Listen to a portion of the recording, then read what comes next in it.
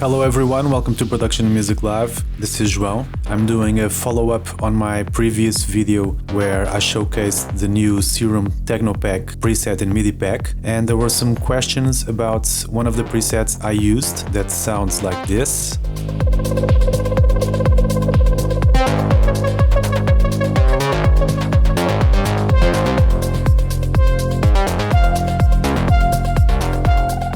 Pad LFO with modulation. And in this video we are going to learn how to create that preset from scratch.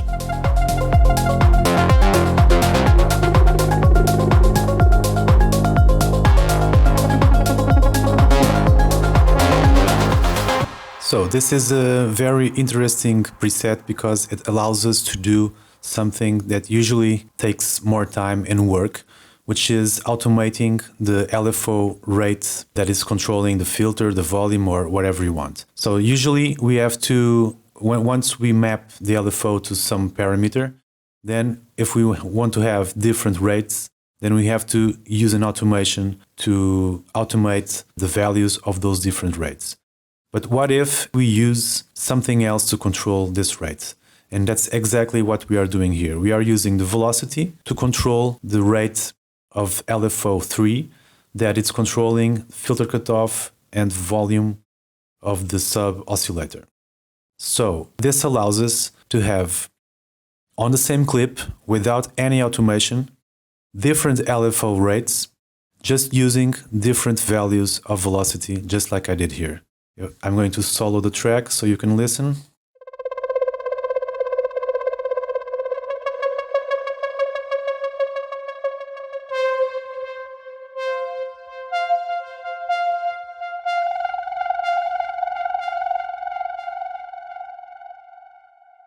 Okay, cool. So the only thing that's controlling LFO rate is the velocity.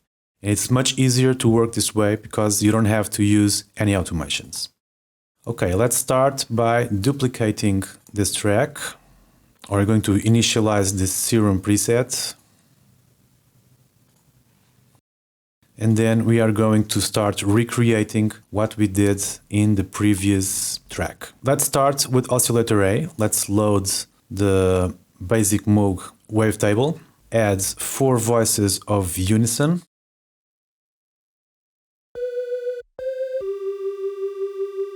a little bit less to tune. Let's decrease the randomness so we have a little bit more control. And let's check how it sounds when we change the wavetable position value.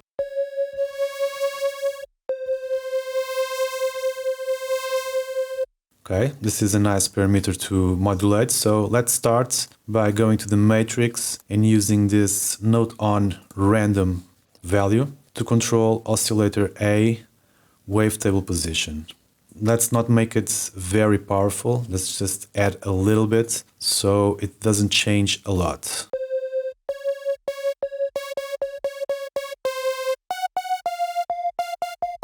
So what this means is that every time I press note on, every time I hit a key, wavetable position is going to be slightly different from the previous one. After that, we are going to use LFO1 on a very slow rate, and we are going to use that LFO to control the detune amount, just a little bit. And we are going also to use this LFO to give it a little bit extra modulation, controlling the wavetable position of oscillator 1.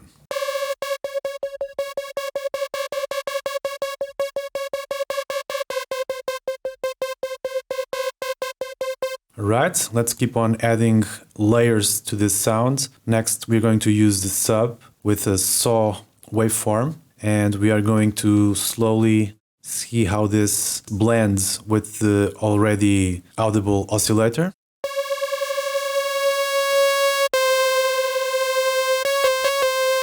Of course, you can use oscillator B for this instead of the sub oscillator. That way, you can even tune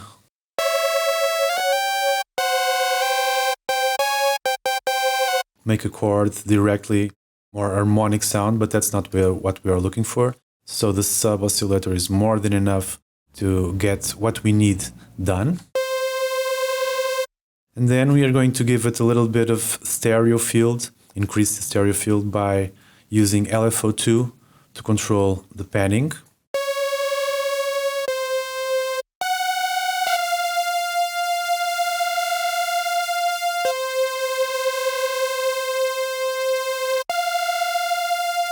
You can adjust the speed, but I think this is more than enough, maybe a little bit slower.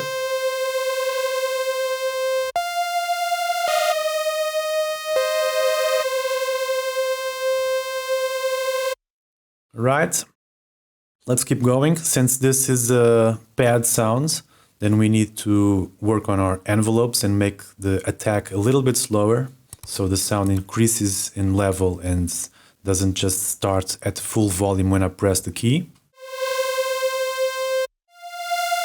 Increase the release as well, so when we stop holding the key, the sound stops gradually.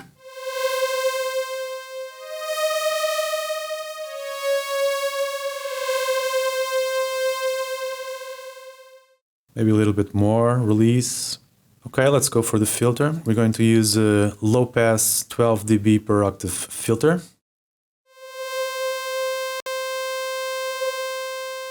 Of course, we need to put everything going through the filter, at least whatever's playing, which is the sub and oscillator A.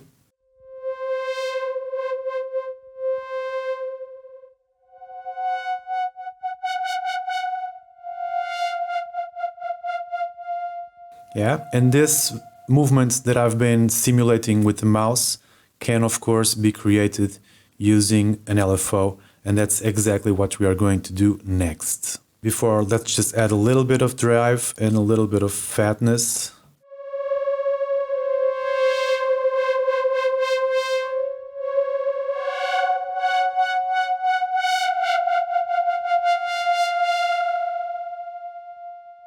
So let's start adding modulation to the filter. For that we are going to use LFO3.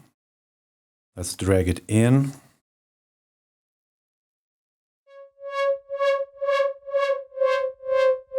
And let's use this also to control the sub level.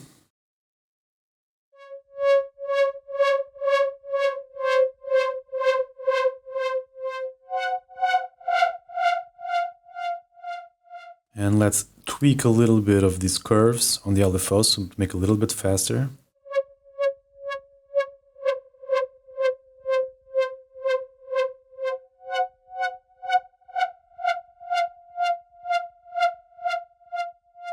Let's just make the modulation on the sub oscillator a little bit more audible.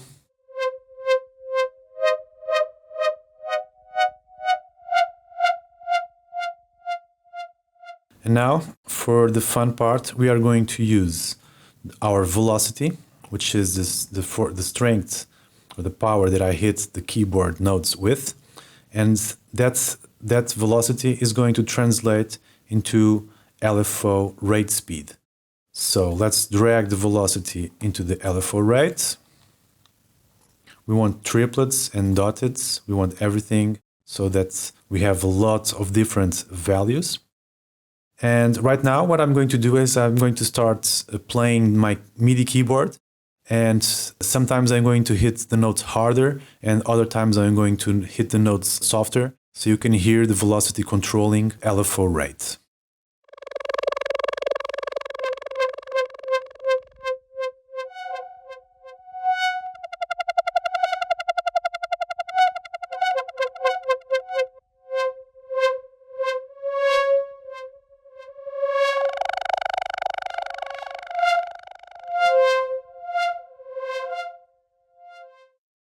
Right, and if it's not mono, if it's poly, you can even have two different rates at the same time. So one of the notes is still going to be playing with his own LFO rate, and then we can introduce another note which is going to trigger a different LFO rate. Let's try that. Let's start with the fast one and then the slow one at the same time.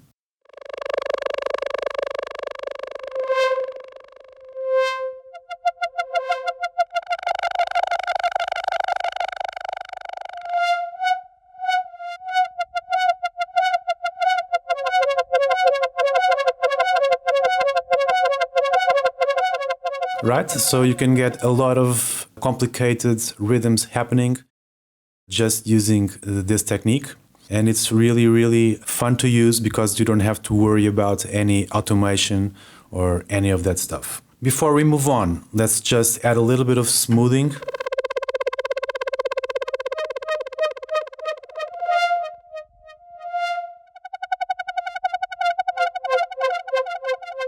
Okay, so that's the LFO controlling our two parameters is not clicking or anything. It's very important, the smoothing.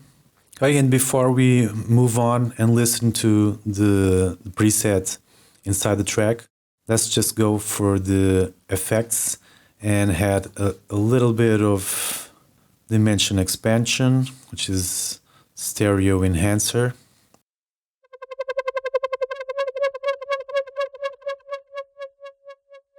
Let's add delay, maybe a dotted one, and ping pong, a little bit of filter.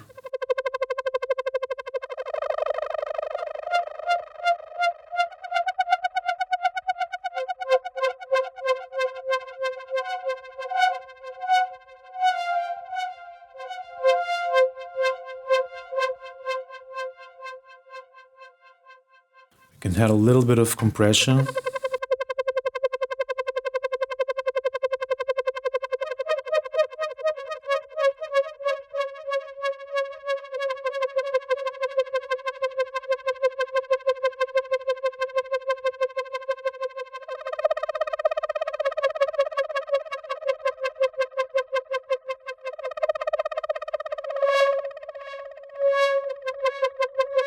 Okay, to control it a little bit more. And let's have a long reverb.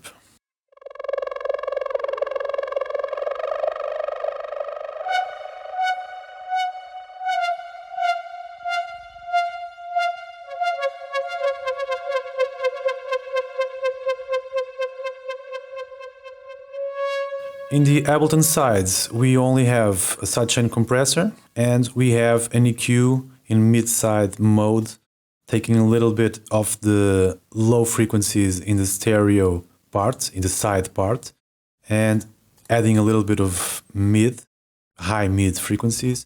And on the mid part, we are just taking away the low frequencies. So let's listen to how it sounds. This is the MIDI file that I created, that I just recorded.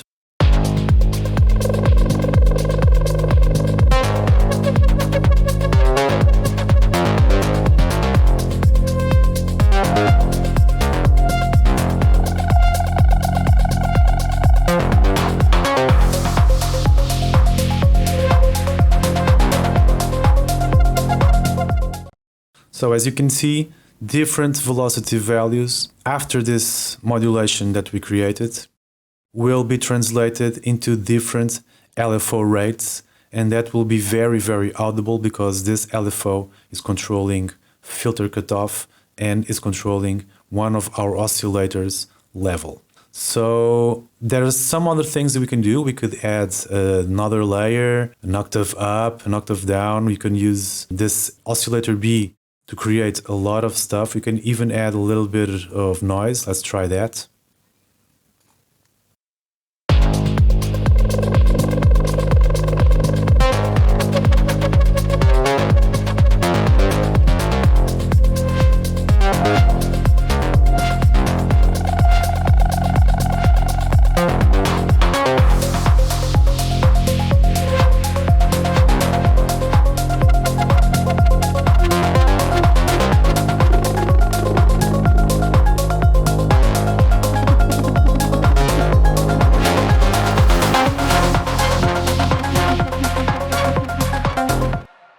Of course, if you want something cleaner, then noise off.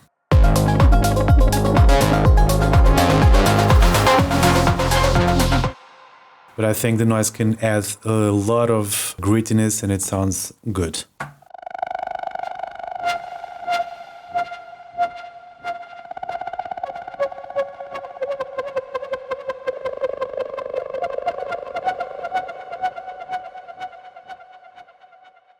All right, and that's it. You can use this velocity to LFO rate trick to control a lot of stuff, and it can be very, very interesting and produce a lot of good results that you can instantly use in your track.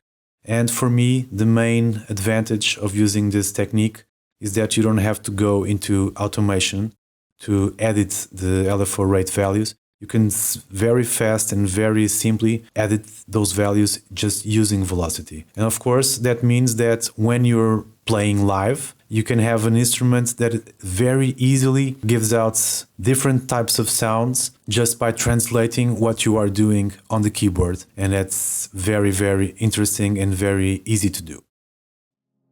All right, that's it. I hope that you enjoyed and learned something.